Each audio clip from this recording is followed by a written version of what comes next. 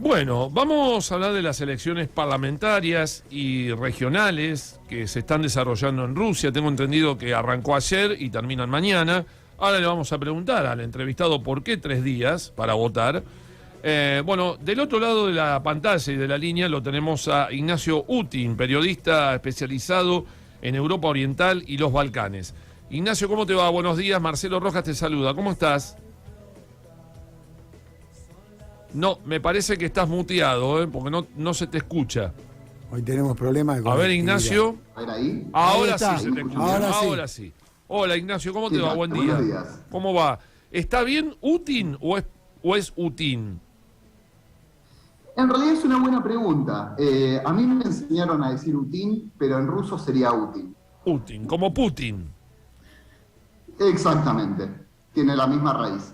Bien. ¿Vos comulgás con la misma raíz que Putin o no? ¿Sos de la familia? Sí, de hecho, cada tanto me invita a comer un asado en el Kremlin. Como familiares lejanos. Bueno, te iba a hacer una pregunta un poco más violenta, pero bueno, vamos a dejarla ahí.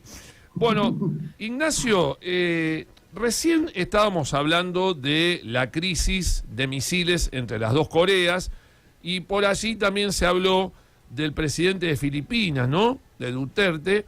Y bueno, y salió el listado de los premios Nobel de la Paz del 2021. Y entre los candidatos aparece el opositor Navalny como uno de los candidatos al Nobel de la Paz. Melissa me decía recién, ¿y por qué estaría Navalny en esa lista? ¿Merece o no merece estar nominado para el Premio Nobel de la Paz el opositor más importante que tiene hoy Rusia? Qué buena pregunta si lo merece o no. Partamos de la base de qué es el premio Nobel. Claro. Consideremos que le han dado el premio Nobel a Obama, por ejemplo, aún antes de que asumiera como presidente de Estados Unidos. El Nobel lo da una organización y esa organización tiene su ideología y Navalny es un símbolo de alguna forma. Yo creo que Navalny no es tan importante como lo quieren hacer parecer. Él nunca tuvo demasiados votos, de hecho se presentó en algún momento a candidato a alcalde de Moscú y no le fue demasiado bien. Incluso cuando quiso presentarse como candidato a presidente, después se lo prohibieron, después no pudo presentarse, pero cuando quiso presentarse las encuestas le daban alrededor del 5%. Pero Navalny es un símbolo de alguna forma de lo que es la oposición en Rusia. A ver, hay dos tipos de oposiciones en Rusia. Una es la oposición más tolerable, la oposición que el gobierno ruso tolera, que avala de cierta forma, que es una oposición mucho más dócil, si se quiere. Una oposición que se puede tolerar porque es manejable, porque tiende a apoyar al oficialismo. Y el caso más paradigmático es el Partido Comunista de la Federación Rusa, que es tradicionalmente el principal partido opositor. Es en casi todas las elecciones el partido que sale segundo. Esa es una oposición que se tolera. La oposición real, la oposición realmente opositora, no se tolera. Y Navalny es un símbolo de eso.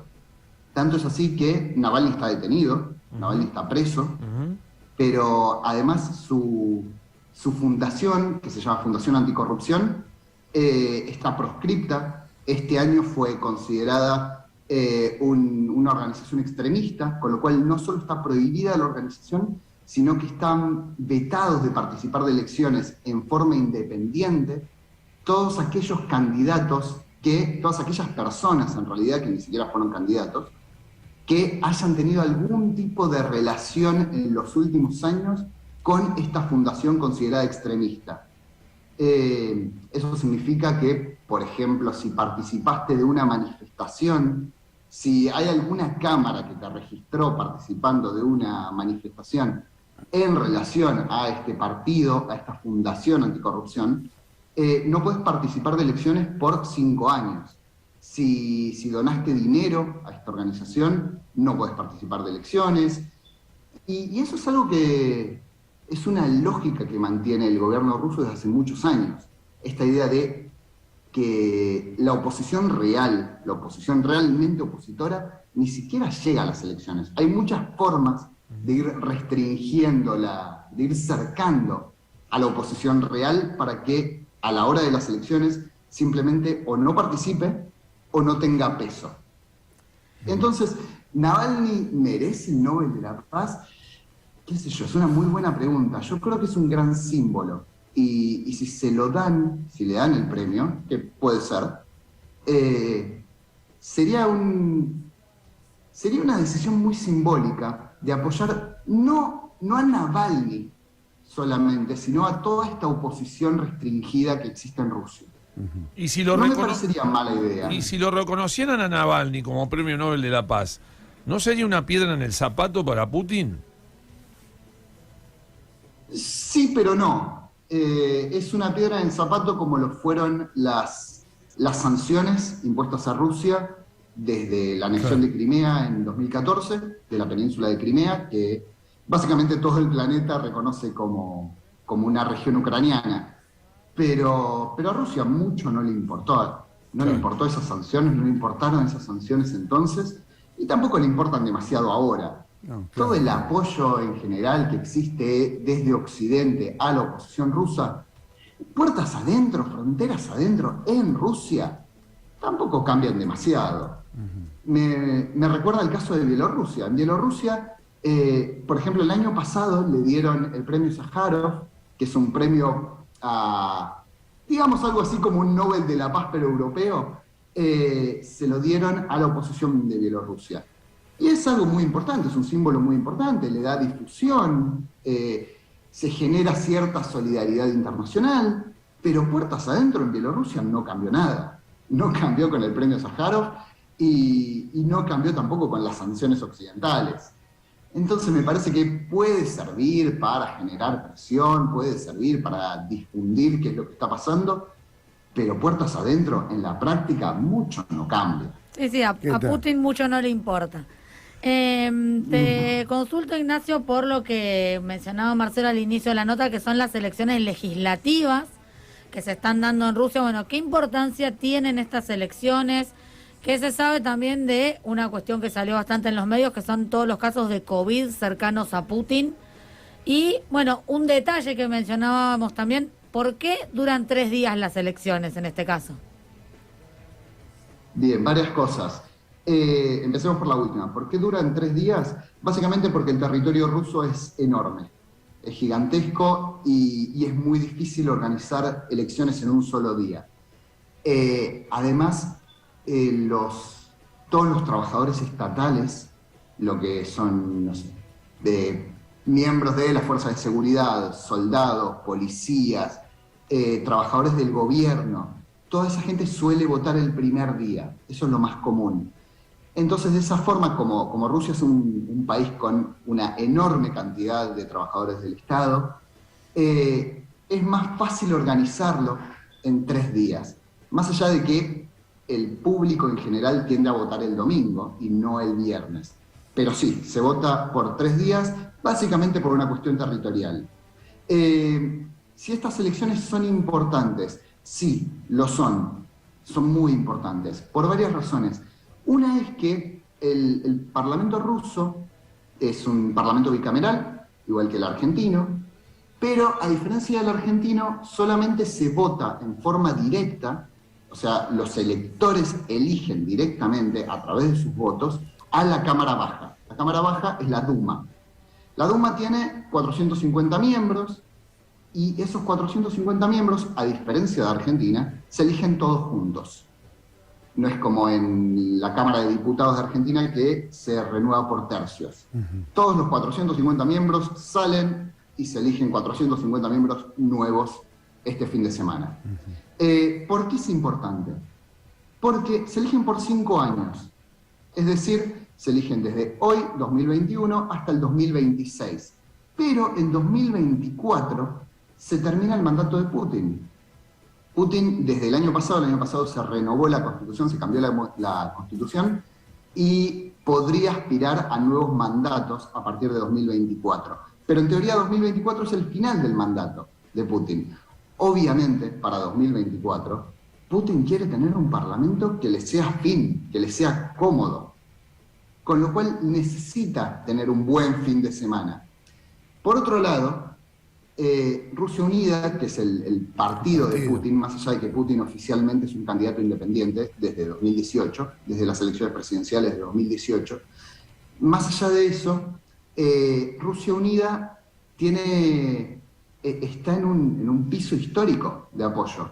Hay encuestas que le dan 26% de apoyo para este fin de semana, que es un piso bajísimo, cuando tradicionalmente Rusia Unida sacaba arriba del 40%, arriba del 50%, ni que hablar Putin como candidato a presidente, que en las últimas elecciones sacó cerca del 80%. 26% es un porcentaje muy, muy bajo, es un apoyo muy, muy bajo. Esto tiene que ver con una inflación muy alta. La situación económica en Rusia está en una situación muy precaria y desde acá nos podemos reír un poco porque es un problema la inflación rusa, pero la inflación anda por el 7%. Desde acá, con una inflación mucho más alta, nos podemos reír claro, del 7%. pero... Ojalá tuviéramos una inflación del 7%. Sí, acá. nosotros no dimensionamos lo que eso implica en otros países, un 7% de inflación. Nosotros estamos acostumbrados a otros 50, números, sí. 80%. Ignacio, me quedé pensando en el Partido Comunista Ruso, la segunda fuerza, y un detalle que dijiste es importante, de que no es un partido perseguido por el régimen de Putin, sus principales dirigentes. Yo me imagino un partido con una tradición stalinista, ¿no? O leninista en ese caso. Y en estas elecciones, con ese piso bajo que va a tener Rusia Unida, ¿vos creés que el Partido Comunista pueda tener una mayor adhesión frente al fracaso económico, ¿no? Está pasando en el mundo, pero en este caso en Rusia? Puede ser, puede ser. Así como les decía que hay encuestas que le dan hasta 26% de apoyo, que es un piso histórico para Rusia Unida, para el partido oficialista, las mismas encuestas le dan alrededor del 20% al Partido Comunista de la Federación Rusa, bueno, que es un porcentaje muy alto. De hecho, sería el porcentaje más alto que podría sacar eventualmente, si estas encuestas son correctas, desde fines del siglo XX. O sea, desde antes de que asumiera Putin. Putin asumió en 1999, después oficialmente asume en el 2000, pero sería una cifra histórica alcanzar ese 20%. Pero aún así, más allá de que sería un apoyo muy importante, más allá de que sería un récord histórico para el Partido Comunista, aún así Rusia Unida, el Estado ruso y el gobierno ruso, que es casi lo mismo, tienen distintas metodologías para afectar a los distintos partidos de oposición. Mirá. Dijimos antes que hay oposiciones toleradas y oposiciones que no son toleradas. La oposición tolerada, como este Partido Comunista de la Federación Rusa, también es afectado, más allá de que se le permite presentarse elecciones, también es afectado, y es así que, por ejemplo, el Estado, de una forma u otra, apoya a otro partido que se llama Partido Comunista, que no es lo mismo el Partido Comunista que el Partido Comunista de la Federación Rusa. Son dos partidos distintos. Y el Partido Comunista tiene básicamente los mismos símbolos, los mismos colores, pero es un partido nuevo que se fundó hace menos de 10 años, y el único objetivo, básicamente, de que se funde, de que exista este partido, es restarle votos al Partido Comunista de la Federación Rusa, que es un partido que viene de la Revolución Rusa, viene de 1917. Claro. Después pasó a ser el Partido Comunista de la Unión Soviética, no importa. Pero es el mismo partido de alguna forma. Y esta idea de dos partidos que se llaman igual, uno apoyado indirectamente por el Estado y otro, digamos, independiente, es una técnica que tiene que ver con restar votos, por confusión, porque se parecen mucho, porque quizás entraste al cuarto oscuro y te confundiste de boleta. Incluso ha habido muchos casos en que los dos partidos casualmente tienen candidatos con el mismo nombre. ¡Qué casualidad! ¡Qué sutileza!, ¿no? Sí, claro. La verdad, qué casualidad. Esto lleva por qué buen dato. Absolutamente. Y eso no solo pasa con el Partido Comunista. Hay otros partidos. Hay un caso que a mí me gusta mucho, que se viralizó mucho, que es el de Boris Vishnevsky. Boris Vishnevsky es un candidato básicamente irrelevante de un partido que se llama Yablaka, que significa manzana, no importa, es un partido que no va a sumar demasiados votos, pero Boris Vishnevsky es un candidato de nuevo irrelevante, que no va a sumar demasiados votos, y aún así hay otros dos candidatos, es decir, hay tres candidatos de tres partidos distintos, que se llaman exactamente igual, se llaman Boris Vishnevsky, que se ven exactamente igual, porque las fotos aparecen en las boletas, y los otros dos cambiaron legalmente su nombre para estas elecciones. Dos candidatos que no tienen nada que ver y que simplemente se llaman igual, se ven muy parecidos, y el único objetivo de esto es que se confundan, que vos entres al cuarto oscuro y digas, yo quería votar por Boris Vishnevsky, y sí, se parece un poco a este, y se llama igual, entonces voy a votar por, no sé, cualquiera de los tres. Total, da más o menos lo mismo. Esta es una estrategia muy utilizada. De hecho, se registraron al menos 30 casos parecidos. Y parece ridículo, pero funciona y es legal. Ignacio, ¿cómo manejó la pandemia Putin? Y bueno, y tu opinión personal sobre la instalación de la Sputnik 5, bueno, en el mundo entero, ¿no? En el sistema sanitario mundial, porque esa vacuna tuvo muchas idas y vueltas, marchas y contramarchas, y actualmente no sé si está reconocida en toda la Unión Europea, digo, porque había problemas para entrar en algunos países de Europa, si estabas vacunado con la Sputnik. Digo, manejo de pandemia y Sputnik 5. El manejo de la pandemia no fue tan malo, podría haber sido mucho peor, considerando lo que es Rusia y viendo lo que pasó en otros países muy similares, como Bielorrusia, por ejemplo, en donde Alexander Lukashenko, el presidente de Bielorrusia, dijo que primero negó la existencia de la pandemia, después dijo que la mejor forma de prevenir la pandemia o de curarse de coronavirus era con sauna, con vodka y jugando al hockey sobre hielo y cosas así. Tampoco fue como Bolsonaro, el presidente de Brasil, que dijo que como él era un hombre fuerte que practicaba deporte, la pandemia no lo iba a afectar. Putin no fue a tal extremo, con lo cual no fue tan mala el manejo de la pandemia en general. Además, la Sputnik se desarrolló muy rápido, fue la primera vacuna del mundo registrada, y la registró, la investigó y la desarrolló el laboratorio Gamaleya, que es un laboratorio muy, muy importante, es un laboratorio con mucha historia, con lo cual a mí no me cabe duda de que es una vacuna eficiente, que es una vacuna que funciona. Ahora, eso es por un lado. La vacuna funciona, pero Rusia no tiene, hoy por hoy, después de muchos años, después de 30 años de la caída de la Unión Soviética, no tiene suficiente infraestructura para producir esa vacuna en masa. Con lo cual, no solo acá no llegaron las vacunas, sabemos que hubo una tardanza, una demora muy importante en la llegada de las vacunas Sputnik V a la Argentina, pero no solo pasó acá, también pasó en la misma Rusia, porque no alcanzaba la infraestructura rusa para producir todas las vacunas que se necesitaban, y eso fue un problema muy grande. Por otro lado, hay una desconfianza muy grande, hay una desconfianza muy importante hacia no solo la vacuna, sino también al gobierno y también a cómo se desarrolló el proceso de vacunación en general en Rusia. Eso llevó a que no mucha gente se quiera vacunar. De hecho, al día de hoy, la vacunación en Rusia está en porcentajes muy bajos, mucho más bajos que en Argentina. Esto no solo tiene que ver con movimientos antivacunas que existen, especialmente desde la religión, la Iglesia Ortodoxa Rusa, ciertos sectores de la Iglesia Ortodoxa Rusa que tienen mucho peso, menospreciaron a la pandemia y menospreciaron también al proceso de vacunación en general. También tiene que ver con que simplemente no están alcanzando las vacunas, no se producen suficientes vacunas. Y esto es por una falta de infraestructura en general. Rusia no es Alemania, Rusia no es Estados Unidos, ni que hablar de China, no tiene tanto nivel de producción. Porque bueno, Rusia viene de muchos años, especialmente durante los 90, de crisis económica, de una transición desde la Unión Soviética que fue muy difícil, no solo para Rusia, para todos los estados postsoviéticos, salvo los bálticos, pero tienen otra historia. Y la infraestructura en general es bastante deficiente en ese sentido, no alcanza para producir todas las vacunas que se necesitan.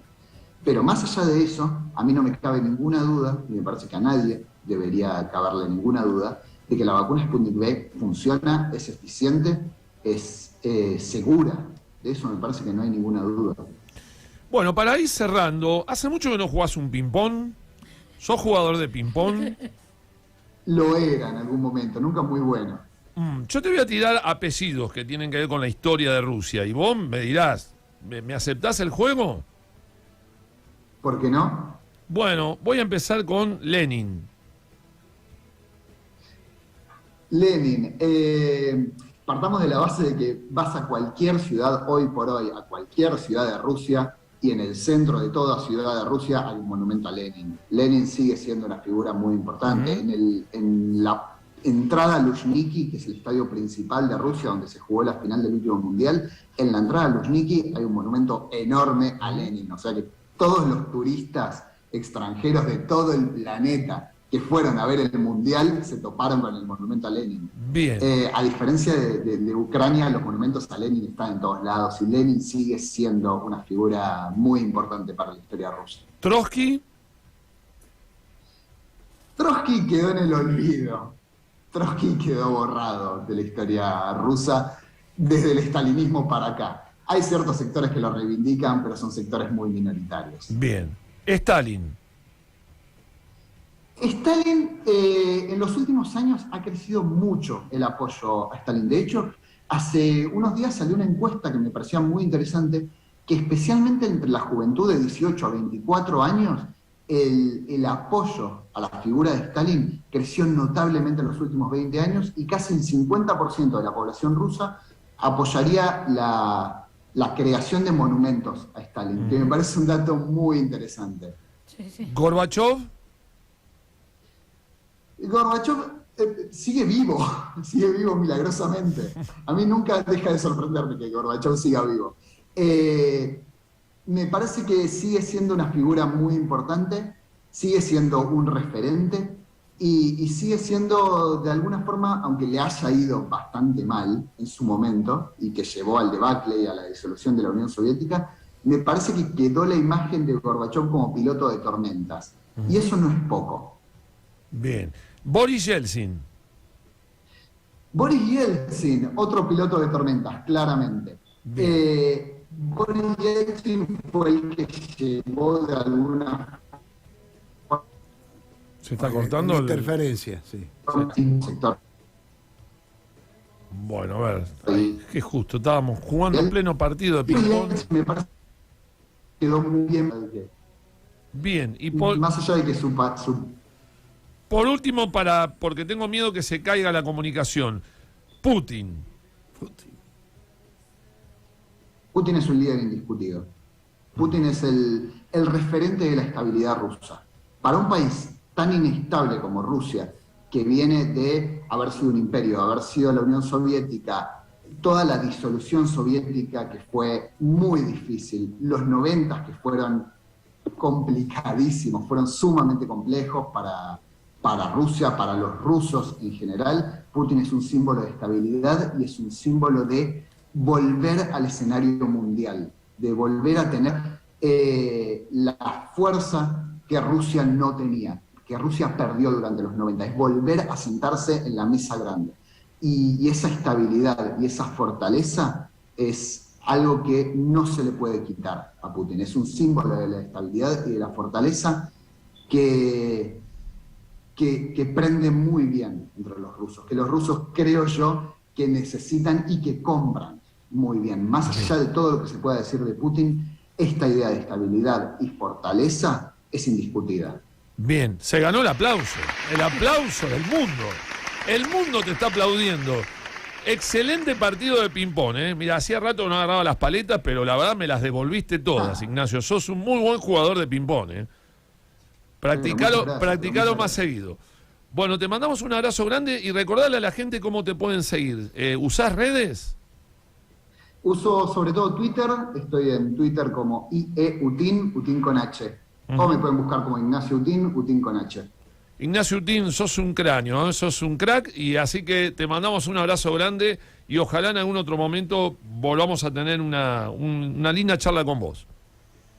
Por favor, será un placer. Gracias. Gracias por estar. Bueno, Ignacio Utín, o Utín, periodista especializado en Europa Oriental y los Balcanes, en diálogo exclusivo con Vuelta por el Universo. ¿Les gustó el ping-pong? Me encantó. Sí, el tema... Una muy buena nota. Muy buena nota, datos que yo no tenía de los partidos políticos, la confusión de los partidos, el tema del Partido Comunista propiamente dicho, bueno, el ping-pong con las fotos con los símbolos Lenin. Más. Sí, porque hubo un momento en que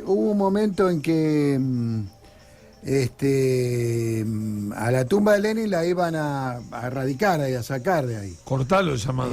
Sí, no lo puedo cortar. Claro. Cortalo tranquilo. Tranquilo. Sí, me parece que el dato también a rescatar de lo último que mencionaba Ignacio es la fortaleza que está ganando la figura de Stalin en la juventud rusa. Sí, ese dato fue importante. Es un datazo, digo, para analizar. Porque gente que ha viajado allá y que vende los símbolos como si fueran, ahora no me sale, lugares como si fueran estampitas, pasan a distintos símbolos. Claro, había una mujer que le vendió a un argentino y le compró una de Stalin, y la mujer, una mujer mayor, ¿no? Recordando en su juventud las épocas de Stalin, cosa que no me cabe la menor duda de que el estalinismo disciplinó a la sociedad soviética, a la sociedad rusa más que nada, en el trabajo y en la educación, cosa que nosotros no tenemos, pero a lo que voy, por eso es una potencia. Ahora, el tema era bastante lógico ver en personas mayores esa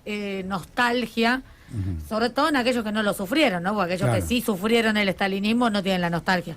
Pero quienes no lo habían sufrido... Habría que ver quién sufrió y quién no sufrió. Por eso, quienes no lo sufrieron manifestaban cierta nostalgia. Tener un dato de que la juventud... Pero en las personas mayores. Que ahora los jóvenes estén reivindicando la figura de Stalin nos habla de un fenómeno nuevo. Es un fenómeno nuevo, de algo bastante distinto. De algo distinto. Para ellos el estalinismo es historia. Claro, te digo, a principios de este siglo han querido erradicar, sacarla, pues está embalsamado Lenin, lo han querido enterrar por orden de Bush, estaba recién asumiendo entre Putin y Boris Yeltsin, y le dijeron que no. No, hay a Lenin no lo tocas. Le dijeron a estos yanquis que no pueden tienen payasos políticos, ¿no? Al lado de ellos. Pero le dijeron eso, y eso es muy importante, ¿no? Porque si bien son una derecha capitalista, el de Putin, pragmática, práctica, los datos de la no persecución a un partido tradicional, como el Partido Comunista, ¿me entendés a lo que voy? Por eso le quise jugar este ping-pong con Ignacio, porque quería saber, ya que era un especialista en historia de Rusia, qué sentido de pertenencia tienen hoy los rusos con determinadas figuras históricas que hicieron la historia de Rusia, y me llamó la atención el tema de Lenin, que es una figura sagrada para ellos, y el tema de los jóvenes y su identificación con Stalin. Me llamó mucho la atención esas dos cosas. Hay un sentimiento soviético, de ese homo soviéticus que plantea Svetlana Alexievich, autora bielorrusa. Vos leíste ese libro. Hay ahí un sentimiento soviético que ahora reaparece en los jóvenes, precisamente. Bien.